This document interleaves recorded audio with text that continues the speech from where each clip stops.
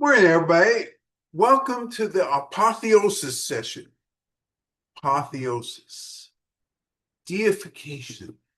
That must be a cliff tea. It is a cliff tea. It's a Wuyi mountain cliff tea. Is there any other type of cliff tea?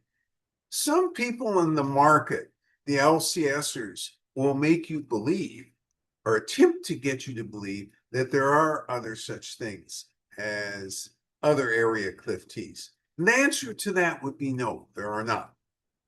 So what we're going to do is talk about, last week we talked a lot about factors that influence taste, that influence various aspects of taste, various aspects of, are there more amino acids? Are there more polyphenols?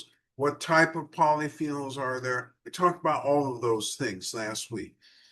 This week, we're going to focus more on how you should think about cliff tea, actually any tea, in relationship to pesticides, in relationship to the things you don't want. We're also going to talk a little bit about second steepings. We're going to talk about safety of various aspects of doing tea. So let's start off with that, because there is this assumption, and I want everybody to be really, really clear about this. Is tea any different at all than a salad in terms of food safety? And the technical answer is no. Alameda County, the federal units that look at food safety all say the same thing. You get something out of the safety range. Ooh, safety range. That sounds like a number. Let's make it two numbers. How about 41 to 140 degrees? So if something is, that's actually the danger zone. If something is in the danger zone, how long can it be in the danger zone before actual bad things happen? Well, if it's already brewed tea, 2 hours. If the temperature outside is 90 degrees or more, it's 1 hour only. Okay, so we got that cleared up. Oh, what's the second part of that? What about the tea leaves themselves? That's why I talked about salad a minute ago. You have a salad, you made it at 8, you served it at 8:15. It's great for the next couple hours. By 12:15, it's not great. Oh, and one other thing. Not only is it not great, there is potential for foodborne illness to occur because safety has not been observed. Yes. You spoke of 41 to 100 degrees. Are you talking about for the leaves, unbrewed, sitting in an environment, sitting out in the environment for that temperature? Or are you talking about, well, let me leave that question. Great question. So there's two things I was talking about. So it's 41 to 140 is the right number. And it's not only the tea that's brewed itself. So I'm talking about the liquid. It's also the tea leaves. The tea leaves are organic material. The tea liquid is a product of organic material. And so in tea liquid, you can really know if things have gone bad if it's cloudy. If it has an unnatural taste, throw it away. Why take a chance? The liquid is pretty easy because you have some visual clues, you have some smelling clues. What about the leaves? I don't know. Some people have 25 vision instead of the 20/20 vision. And those people, probably none of us, can probably see bacteria running around on the leaves. For those people, they could use a visual clue. For the rest of us, we have to use and follow the instructions of the health departments who've already done the studying about this stuff, that food toxins produced by bacteria. So you have two things going on. You have the bacteria that gets active when you're in that danger zone, 41 to 140. And, the food toxin, the bacteria, that doesn't sound good, but maybe you're thinking, hey, you put enough heat on the bacteria and it's deactivated, it's destroyed. God, you're smart. That is correct. But you forgot one thing. Those bacteria have waste products. The waste products we would call toxins, and the toxins are in the leaves. You can't wash those away. So that's why when you're handling tea and you think, well, I'll leave it out overnight, I'll catch it the next morning. You can do that. You're at home. The health department is going to investigate, and presumably you're not going to serve anybody else. So it will be a single risk event. And maybe your system is cast iron and your microbiome is perfect, and intruders that float in the system get destroyed right away. These things are all possible. But if you're asking for the safety standards are no, don't do that. Throw it away. Why take a chance? Why give yourself a foodborne infection? Why would you do that?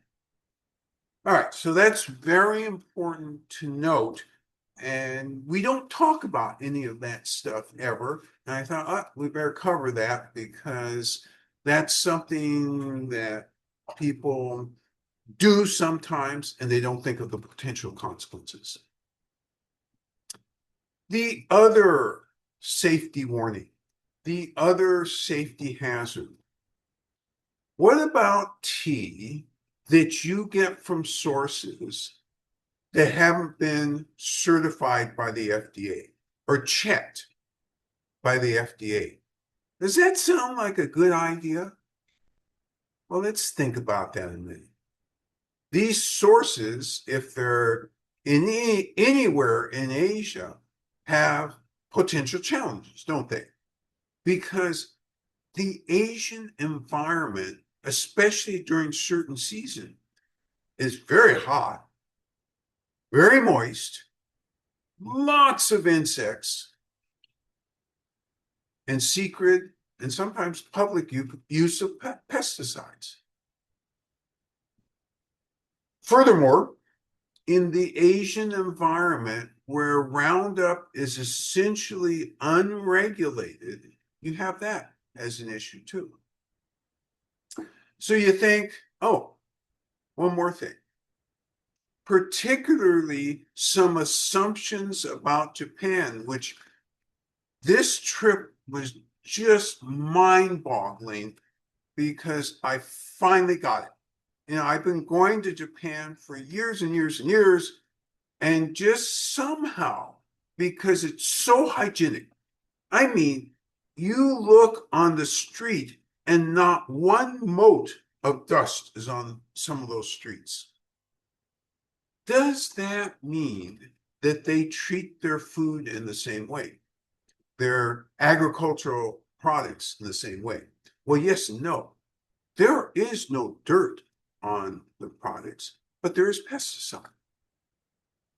And so the immediate response should be, and it's been my immediate response, no, how can that be? The Japanese are so clean and hygienic.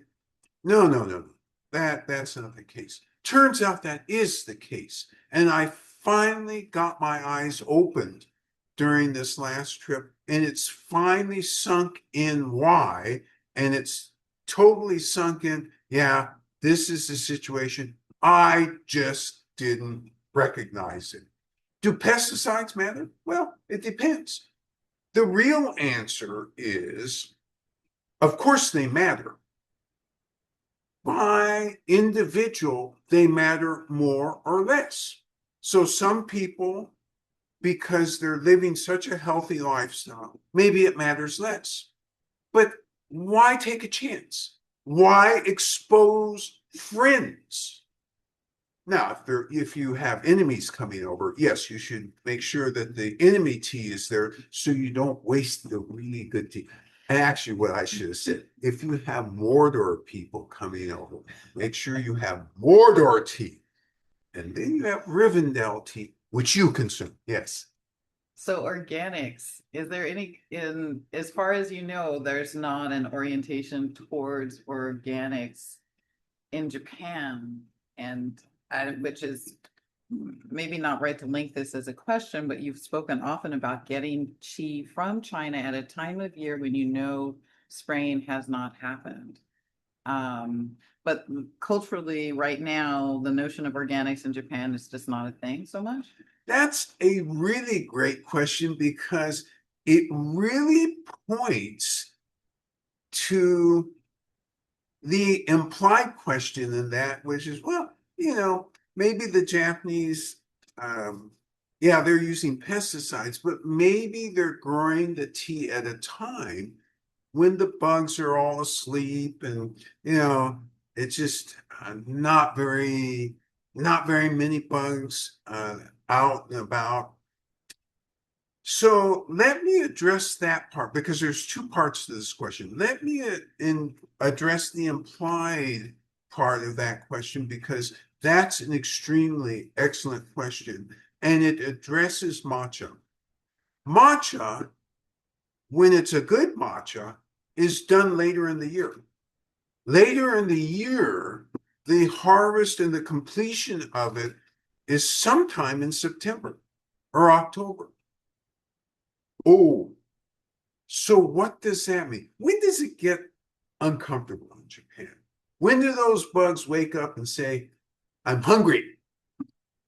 First, they say, give me a human.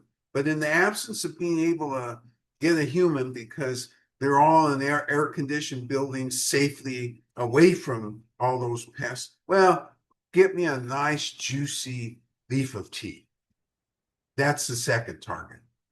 Well, maybe lettuce is the second target, but you get the point.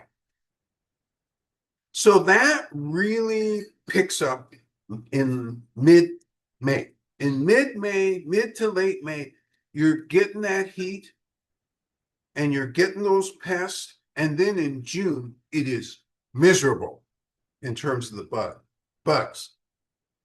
So that should say something to you because if you're thinking, well, they do spring pick and they do it in February or March, and therefore, there's no issues.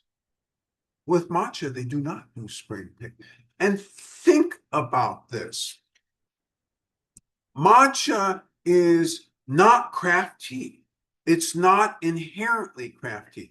In China, where it originated, it was inherently craft tea because they were steaming the cakes, chipping them off, mortar and pestle, matcha.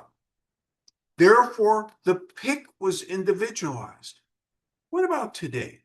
Do we have individualized pick matcha, tea leaves? The answer is you do not. Japan is one of the leaders, along with India, of industrial machinery to cut the leaves and then go through a whole process to get them ground up. That's the facts for 90+% of matcha. So one of you will be thinking, well, what about the other 10%?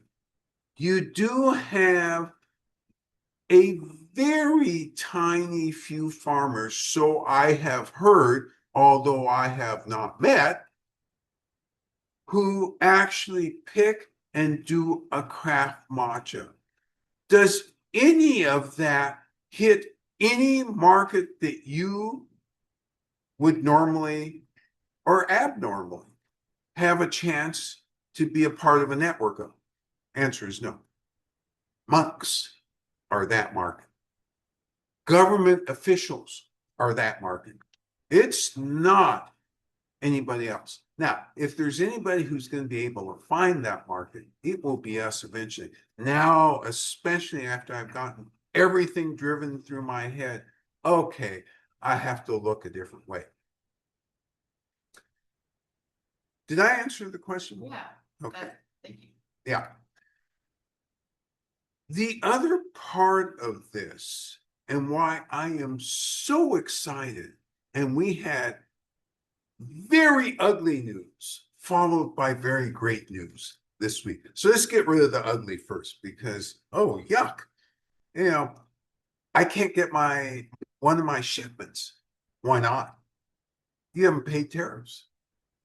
Oh, there's still tariffs, aren't there? They're not at the ridiculous amount that they were before, but these were pre-2020 tariffs.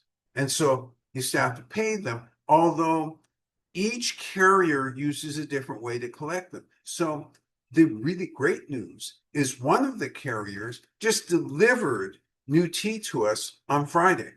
I didn't have to pay anything yet. In 30 days, I'm going to get a letter from this carrier.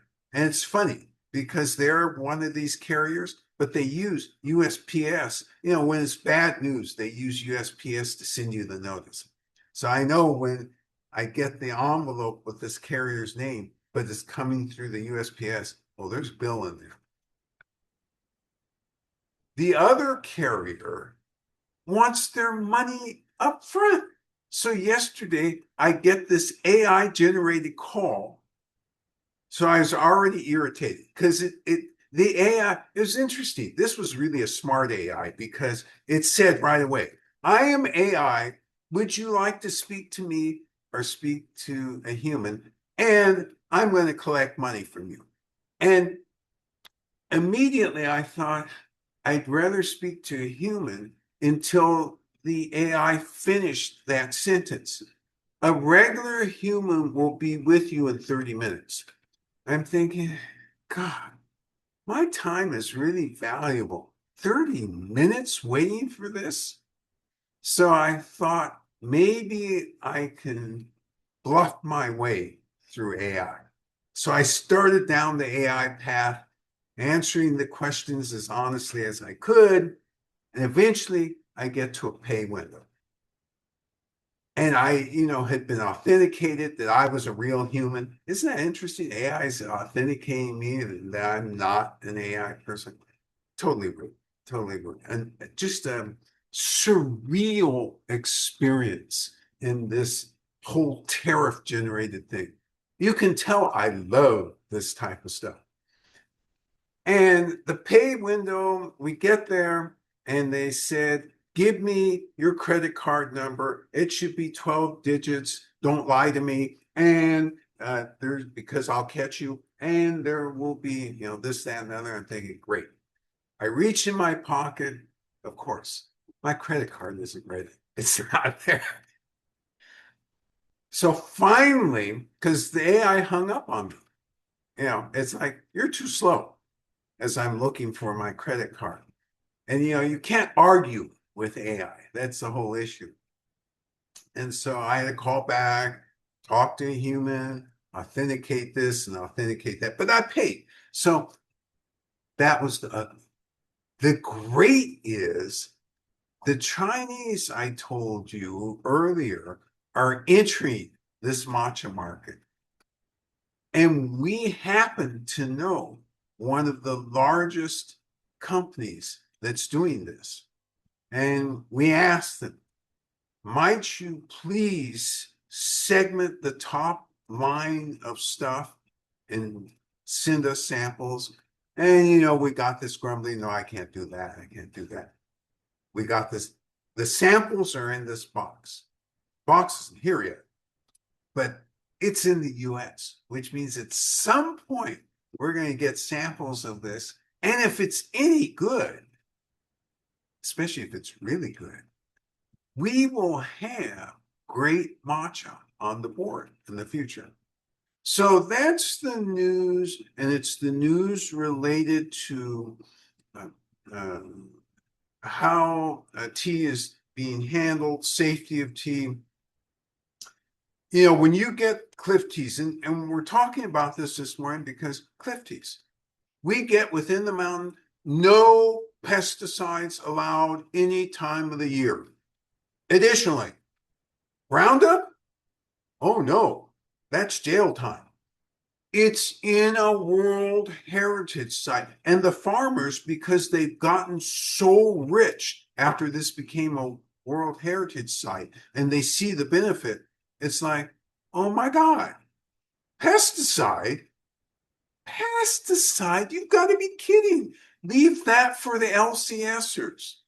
And by the way, that's why the Wuyi government so strongly pursues those who claim they have inside the mountain tea, because this is not only a location and taste situation, this is a safety issue. So if you're getting tea that people claim is from inside the mountain or is cliff tea, period, and there's no real provenance information, be careful. Oh, actually, more than be careful. Put it in the Mordor shelf. Don't put it in the Rivendell shelf. Don't look for getting, and now I'm going to shift gears here.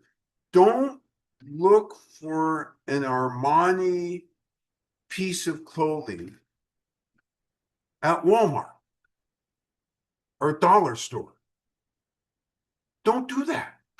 It's not going to happen. Oh, it might happen that it's labeled that way, but right away, you should be thinking, oh, here's proof perfect of an LCSer. That's the only way it can happen. The same is true with tea. If you're bottom digging, bottom fishing, I think is the right term, and thinking, I'm going to find a piece of gold. Answer is, I don't think so. In fact, I'll give you a more definitive answer. No, you won't. Because it's like any quality situation. Quality has its own value and its own price. Lesser quality has its own situation and its price. And there's nothing, you can't say one is bad and one is good. What you can say is, hey, I appreciate this quality. It's special. I recognize it. Or you can say, hey, I make this economic decision because taste doesn't matter to me.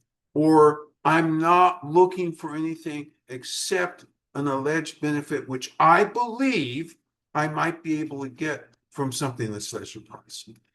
So these are all things we weigh. And in the tea arena, it's really, and one of you gave me an analogy, which I love. It's like the tobacco industry, you know, a fine cigar, or the wine industry, a fine wine. Are you going to go into Safeway and get a fine wine? You'll get something drinkable, but we're talking about a special wine. Remember the movie, for those of you who saw it, Meet the Parents. Ben Stiller, within the first 10 minutes of the movie, luggage is lost, arrives at his girlfriend's parents' house, and he needs to go to the grocery store. This little, like a 7-Eleven grocery store. And he's thinking when he's in there, oh, I'm going to get a gift. He says to the clerk, give me your most expensive champagne. The clerk says, yeah, there's $75 bottle over there. No. I want the $800 to $900 bottle. There's $75 bottle over there. And so he presents it as this store's, I forget what the name is, finest champagne, which was $75 bottle. You get what you pay for, and you have to pay attention to that. And if you point your eyes down, that's what you get. If you point your eyes up, that's what you get. Is there something? Bouncing back to the matcha for a moment, what is there, do you know what province the tea leaves are going to be grown in? And then will they be processed in that same location? Great question. So trying to peer beyond the veil. Where do these leaves come from? Which province and what varietal? So currently I can tell you this. What we have here, which is USDA certified Hale and Hardy and Plush Peak, are the teas that are currently grown and exported to Japan. They grind them up and use that as the base of almost all of their market matcha. Not the stuff that's going to the monks and the government officials, but almost everything else. So for sure, they're continuing to look in Fujian because that's a Fujian growing. They're looking in Anhui. And the specific varietal, I don't know yet in Anhui. They're also looking in Zhejiang province. So these three provinces for sure are in the hunt. And if this hunt becomes lucrative, you will find Hunan will be in that hunt. You'll especially find Hubei will be in that hunt because they already do green tea at a huge quantity, and they have some larger fields which might be appropriate for that. So lots of things going on. I don't, until I get these samples, I won't know exactly where this is from. I just am happy to be included in, oh, you get samples. Okay. So we're going to talk about apotheosis now. God, I haven't even started to talk about this. Okay. What's the history? You have to give me 5 more minutes and then we'll be tasting. So all of you who are thirsty, take a little sip of water. I'm going to take 5 more minutes and that's all. Apotheosis, what's special about that? This is an incredible varietal. This varietal was written about in the Sung dynasty. Is it the same exact varietal? Nobody knows. However, what we do know for sure is starting in the Yuan dynasty. Oh, you need some dates. Well, let me make up some. 1271 to 1368 or thereabouts. That's the Yuan dynasty. That's when Kublai Khan enters China and says, hey, this is mine. And, basically runs China with descendants for about 100 years. In 1279, an official from close to the Wuyi Mountains visited the Wuyi Mountains and said, this particular varietal that we're going to have today is really good. He assigned 80 families to produce 40 pounds worth of tea to be sent as tribute tea to the emperor. In 1279, I just said 1278, 1282, 3 years later, a higher official came and repeated the same instruction. So they were loving this particular varietal from the Wuyi Mountains for a long time. Tribute tea. This has cachet. In some ways, even more cachet, especially with you and those who really love Cliff teas than Scarlet Rope. That was a sacrilegious statement. I understand that. The reason I dare to make that is Scarlet Rope's history. It really goes back to the Ming Dynasty for sure, but we can't seem to trace out or tease out pre-Ming Dynasty. Ming Dynasty, by the way, was about 1368 till, I don't know, 1560. Oh, no. Later than that, 1635, something like that. This tea that we're having today goes back much older. Why is that important to you? It's important to you because you're going to be thinking to yourself, this is true Cliff Tea legacy tea. And you would be right. And one of the characteristics, and this grows in Huiyuan and Dakeng, it's gorgeous. In the interior of the mountain, extremely rare and hard to get. And by the way, every time we get this tea in here, the very first thing anybody says, if we allow them to have a sip, is, oh my God, the minerality of this is huge. Why would that be? And what does it suggest? It suggests that this particular varietal may have truly been native here and over the years evolved to pull those minerals out of the soil and nourish itself. That's what it suggests to me. This, what you're getting today, is really special. And we're so excited to finish up the Cliff Tea sessions. So we've had 6 Cliff Teas with this one because this has very long lineage. So everybody's heard enough of me this morning, and the producer is telling me all these messages are coming through. Where is the beautiful tea master? Where is the person who makes beautiful tea and is beautiful at the same time? And so, without further ado, let me present the beautiful tea master B2. 哎，早上好，Good morning. Yeah. So we do 武夷山岩茶 ，Yeah, from 福建奥夸尔水岩茶。So okay, I do. Yes, this tea 呢叫 another top tea another. So up here 7 grams. So how many minutes? 6 grams. 6 grams. Okay, this we do, huh? Yep. So you see her setup is what you would expect. Yixing clay pot, some other pretty clay Oh, pots. this is small. Traditional. That's you can Yeah. brew the 11 times. The size, huh? Yeah, we're talking about the people they want to second, they want to double, they want to this for this size, not for this size. Yeah. Thank you. Yeah. So I do okay.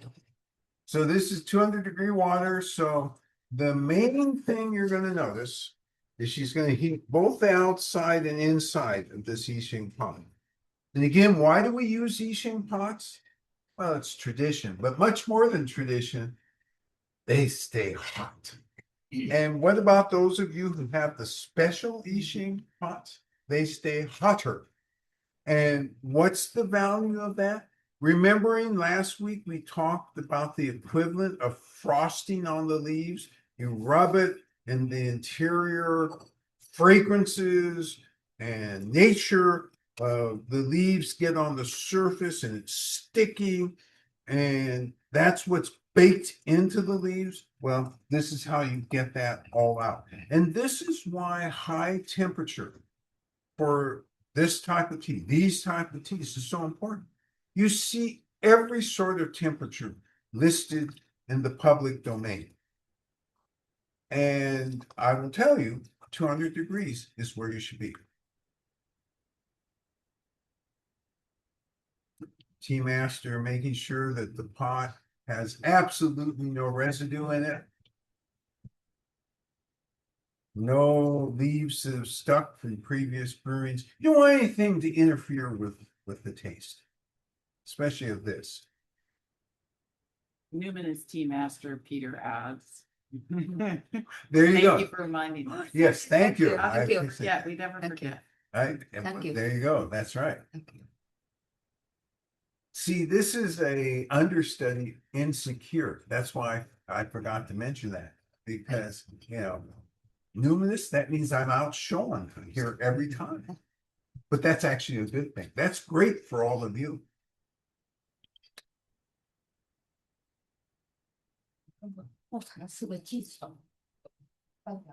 Yeah, so brewing is about rhythm, it's about being present, and there's technique involved. You follow the technique, you develop your rhythm, you're always going to end up with a great cup of tea, always.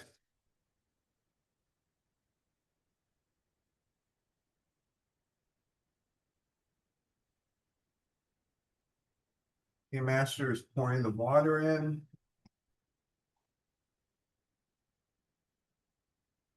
Not in a hurry. Very steady. 3 minutes.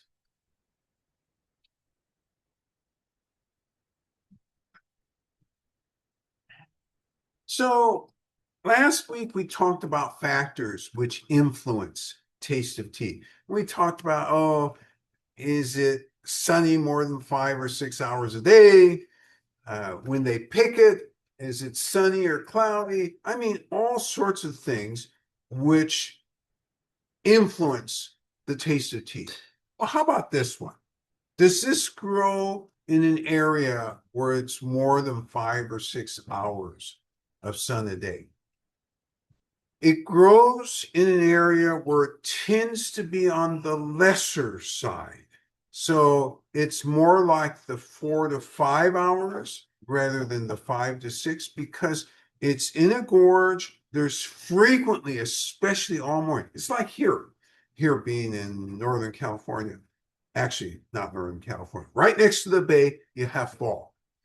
In these valleys and gorges, fog, mist, damp, and then in the afternoons, some sun. Yeah.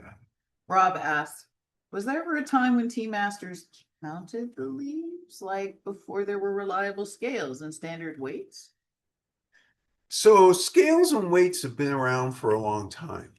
And the thought of counting the leaves, if you're talking about BCT, yeah, probably, and it was probably because at that time you had, let's see, let me not make an authoritative statement. Let me say this instead. Yes, you had people not so much counting, but estimating, oh, this is enough leaves. They didn't count one by one by one. They estimated. And remembering this comes from a tradition of TCM, traditional Chinese medicine, where everything was parsed out.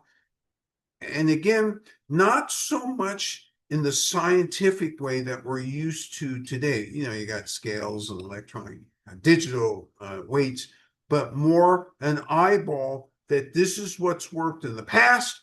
This is what we're going to use. And then as it floated and became a beverage, more than a TCM or became a TCM. So it was TCM, TCM catalyst, and then it further developed as a beverage.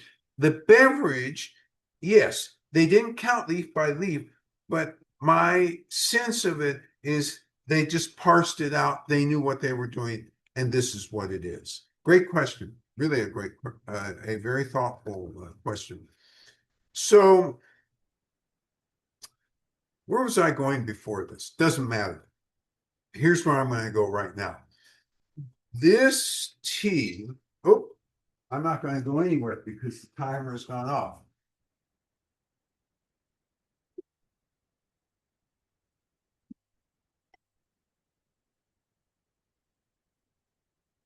You notice the tea master, not in a hurry, very steady, paying close attention. Wants to make sure that the whole pot is empty. And oh my God, apotheosis. Wow. This looks like something the tea gods would drink. See, this is all appropriate for you because you're up there with the tea gods. So let's enter this quality arena because already the aroma of this has grabbed my attention. Remember, it's a 200-degree inhalation. We're looking for location of astringency. Everybody's location may be different. We're looking for an aftertaste, and how we describe the aftertaste will be a little different. How we feel it may be a little different. And then we're looking for the energetics. How does it make me feel? And where does it make me feel at? All right, I'm going to enter.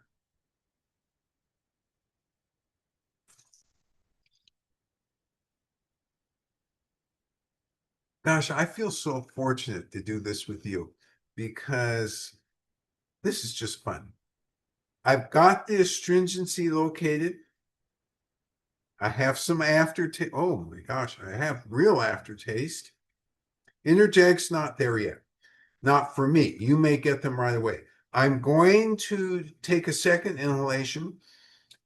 I'm going to verify astringency, aftertaste. I'm going to check. Oh, and I am getting some energetics right now. Okay. There is energetics in this tea. And I'm going to think about aroma and I'm going to think about taste. I can't wait.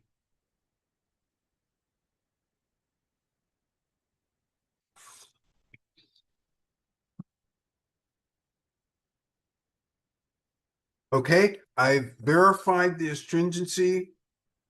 I'm still getting that aftertaste. And yeah, I have energetics and I get strong hints of things, both in aroma and both in taste. For those of you who I scared earlier, and I want to apologize, I didn't mean to scare you. And so I urge you to use normal instructions of entering the quality arena. The way I scared some of you who really don't like minerality is I implied that minerality was going to dominate everything. That would be wrong. It does not dominate this. And what do you know about that? What can you conclude from that? Let's see. He said normally this tea comes in highly minerality-like, and now the minerality is backed off. Oh, there must be a little age to this. All right, your turn to enter the quality arena. Your turn to breathe. You're going to set the timer 3 minutes. Rob says, I shall not fear. Fear is the tea killer. Hey, there you go. That's right. And that's what Mortar is always throwing up there. Fear and lies and this and that. You're right. Peter comments, I'm guessing from the leaves that this is a light to at most medium roast. Ah, this is a very interesting comment. So Peter looked at the leaves and made a judgment about the leaves. And I'm going to have to comment on this judgment because there's something about it that tricks you. So let's ask ourselves, and by the way, you keep doing your routine here. You know the routine, be in rhythm while I answer this. Does every leaf varietal, so we're talking about leaf varietals, does every leaf varietal look equally green? So we know the answer to that is no, don't we? Because some leaf varietals are actually yellow.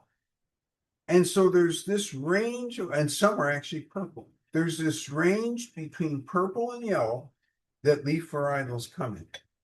And so this one has less of the greenness in it.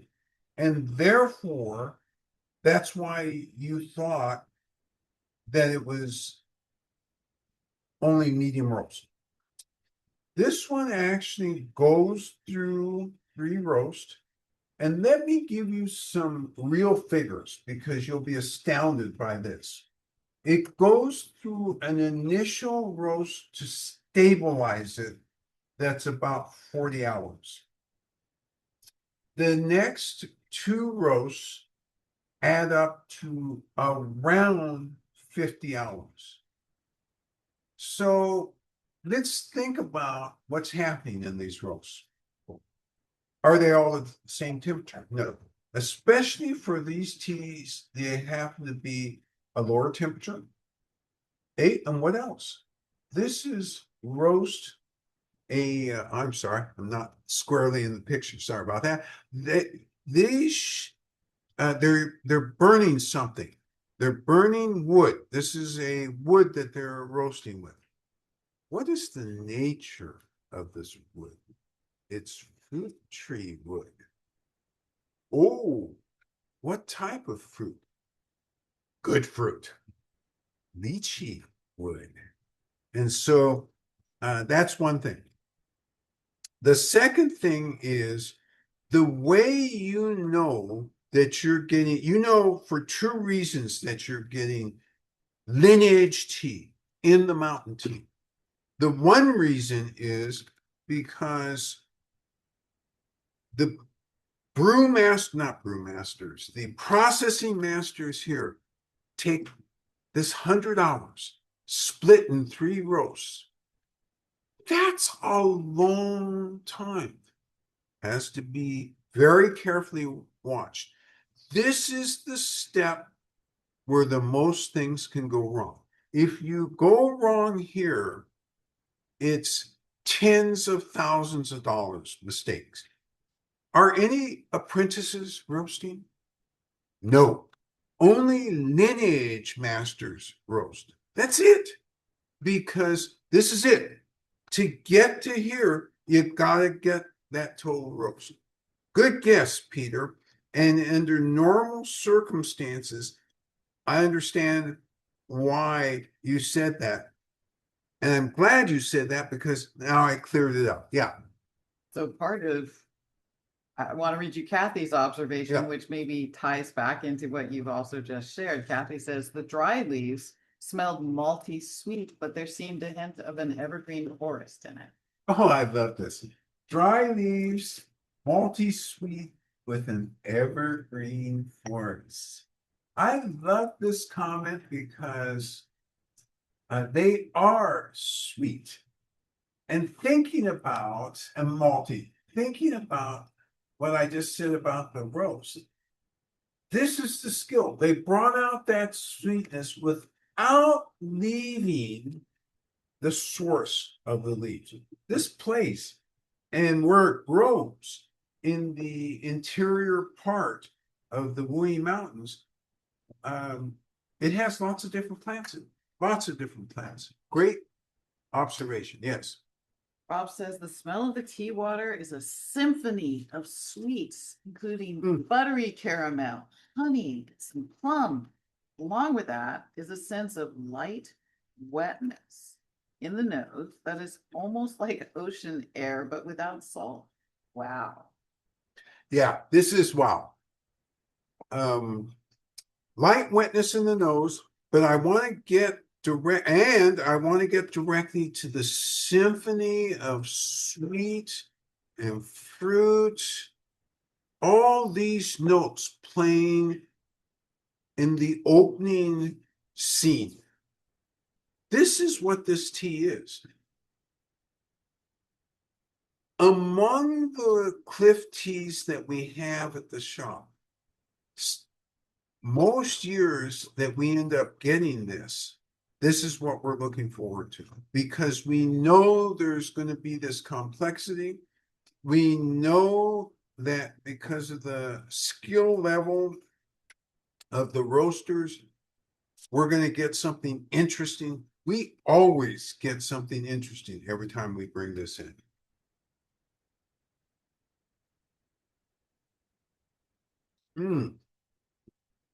Rob also mentioned caramel. I like that because that actually was the lead feeling or taste that I had when I tasted when we entered the quality range. Boom, right away, right there. And then it broke into that symphony. Yes, that's why I like that description so much. Great description. And he also noted there's this wetness in the nose that like ocean, but without salt, which almost feels like it's a sensation that Rob's describing to me, but anyway. So wetness, almost like ocean without salt. And so that suggests two things. It suggests a juiciness, but and I should say, it also suggests just the background hint of umami in it. And so you have these flavors intermingling and playing together. And that's why this thing is so unusual. We talk about this as lineage tea, true lineage Wuyi tea. Well, this plant from generation to generation has developed this way to be able to have all of this mix of incredible flavors. Yes. Peter says, it doesn't stay still for me to gather it in. I feel like I'm dancing with a live beat here.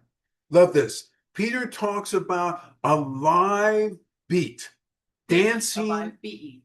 A Like an live entity. being. Yeah. Oh, like I'm like sick. an entity. Even better, a live being. A live beat would have been good too, but a live being I'd love better. It's the uncertainty, but the excitement and the intensity of this experience. This is an incredibly intense experience, but not in an unpleasant way. It's not intense in the sense that, oh my God, am I going to survive this? It's intense in this thing of, yeah, I am dancing with this being. Oh, what's the next step? Oh, I got to pay attention because there is a lot going on here.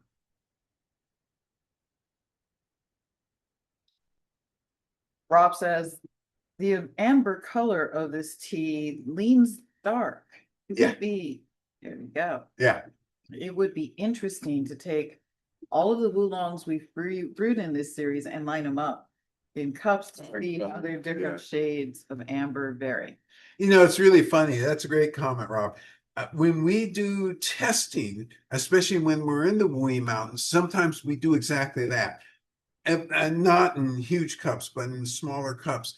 Line up, look at the various colors. And it's really interesting when we do 15 or 20 at a time, you can tell a lot, not only from the color, but the smell. And then as you go through and quickly taste, it's really obvious in a way that it isn't here because you're not going, most people when they come into the shop aren't necessarily fully present, you know, because everybody's busy. But when you're fully present, all of this stuff is amazing. Peter observes, I'm feeling invited without trying into my own putty in detail. I love this. Feeling like invited without trying. This is, I'm going to extrapolate from this. This is almost like that warm hug of reuniting with a longtime friend. It's that sense of, oh my God, I recognize you, and it's been a long time, and it's great, and we're still in sync. Great comment, Peter. Kathy observes the astringency seems to build as the first impression for me is smooth and juicy. Great comment. The astringency for Kathy seems to build. It builds for me also, which is interesting because when I first drank it, yes, I was paying attention to where astringency was. Yeah, I picked that all up.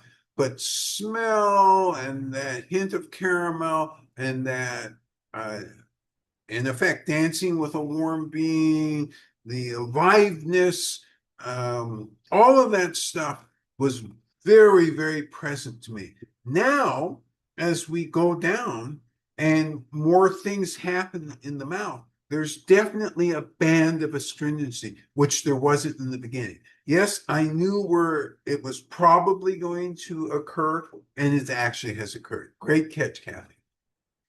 Rob says the shop needs a spectrophotometer. Spectrophotometer. Photometer. I suspect. Again.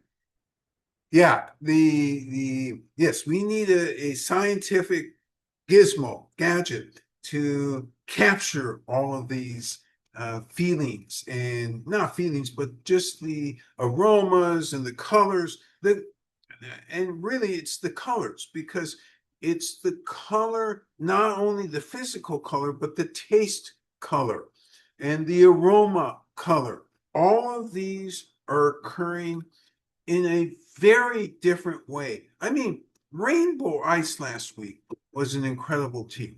And before that, Green Robe Narcissus, there's those two teas and had big differences. Apotheosis, yet another big difference. And this one, in some ways, encompasses everything.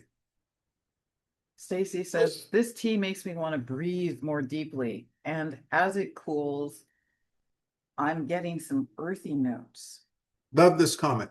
Stacy talks about the tea from an energetics, wants me to breathe more deeply. It makes me feel like, so that's the energetic thing. It's like, almost like that fresh air, a breath of fresh air. What was the last part of that? That as it cools, she's getting earthy notes from that's the right. tea. As it cools, she's detecting some earthy notes from the tea. And so this is the great thing about these teas, because in the beginning, it's an inhalation. And so caramel jumps right in there. Hey, I'm in charge. 10 seconds later, no, you're not. Little fruitiness, I'm in charge. Keep going down until you get to this point where, hey, nobody has talked about me. You forgot me. I have some earthiness in me too. Great catch. Peter observes, this tea really feels like a class of its own, like it's reached a pinnacle beyond all norms, like it's an apotheosis. I love this. It has become deified. It is an apotheosis. It is in a class of its own. So why did we place it here?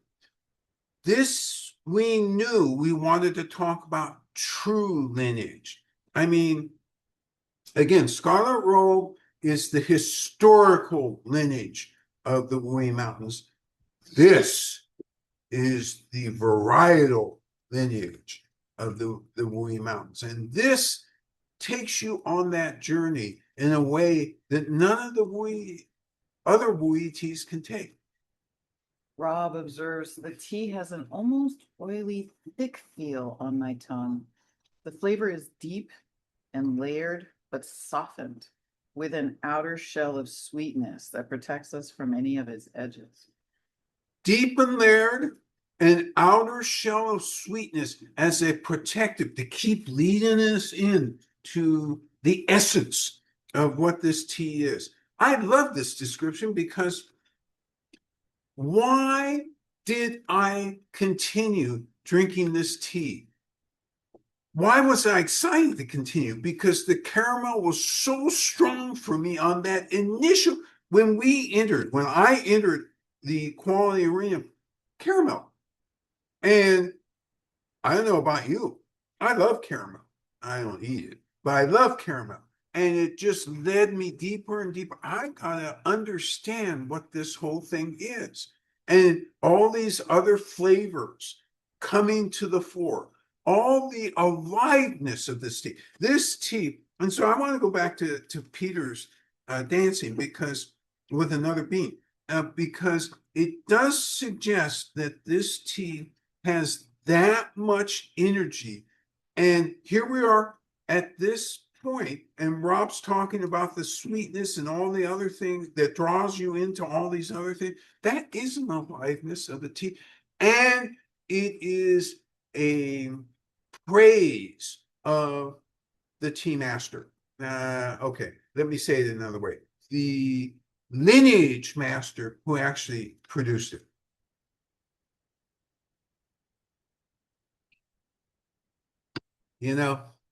I knew we were going to have fun with the Cliff Tea series.